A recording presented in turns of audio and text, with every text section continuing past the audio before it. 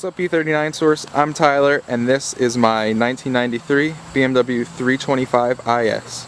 It's a brilliant rock color, so that's actually an E30 color that they continued on into the E36s for the early years.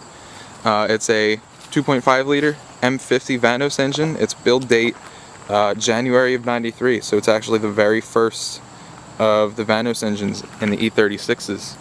For those of you that don't know, the E36 models ran from '92 to late '98, where they were faded out for the E46. And this is actually my first car. Believe it or not, I got it off of a really good family friend for $800 for a project. And I've been trying to fix it up ever since. That was last March.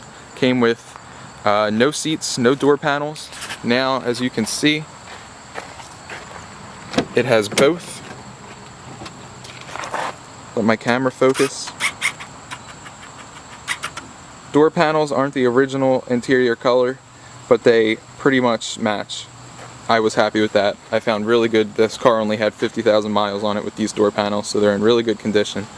And I wanted quality over little looks. It's not meant to be a show car anyway. Luxury M3 seats out of a '98 M3 convertible. Also low miles, just a tiny little bit of wear on the driver's seat. As far as what's done to the car, mod-wise, it has Bilstein Sport shocks, H&R Sport springs. The owner, as you probably saw before, put this horrible intake on it. I really just want to get rid of it, but there's money better spent on the car, as you'll probably see. I've done every bit of suspension work on it. The front control arms, the front control arm bushings, the front sway bar bushings, everything on the front suspension has been replaced, and everything in the rear suspension has been replaced as well. It's had a rear subframe overhaul. That's a major weak point on these cars once you start beating on them, racing them. The subframe, where it connects actually to the bottom of the car, the floor of the car will crack.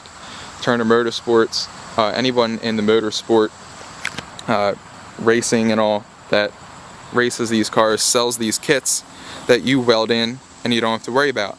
So it's a in-depth job, but it's cheaper to do it preemptively than to have the subframe crack, and if I wanted to keep the car, have it repaired. So everything in the rear suspension, all the new bushings, everything that could be replaced is replaced with factory parts, and everything that could be upgraded with factory M3 parts is upgraded. Got an alignment from VAC Motorsports, don't know if any of you have heard of them. And so basically the suspension on the car is brand new, and the only thing that leaves me doubtful, Active Auto Work Gen 3 exhaust. Let my camera focus. There we go. Only thing that leaves me doubtful are these miles. Show them to you. There we go. 240,000 miles. Now, I don't believe that's right. I've had the engine valve cover off. I believe someone replaced this gauge cluster before. The engine doesn't even show any signs of cam wear. Nothing really on this car indicates the 240,000 miles that just did. So I really don't believe it has that many miles on it, and even if it does, that's an engine swap in the future when this one finally decides to go. But I have all the cooling system parts are on the way. Radiator, expansion tank, water pump, all that stuff is on its way. So that'll hopefully be a future video. It's actually supposed to get here today.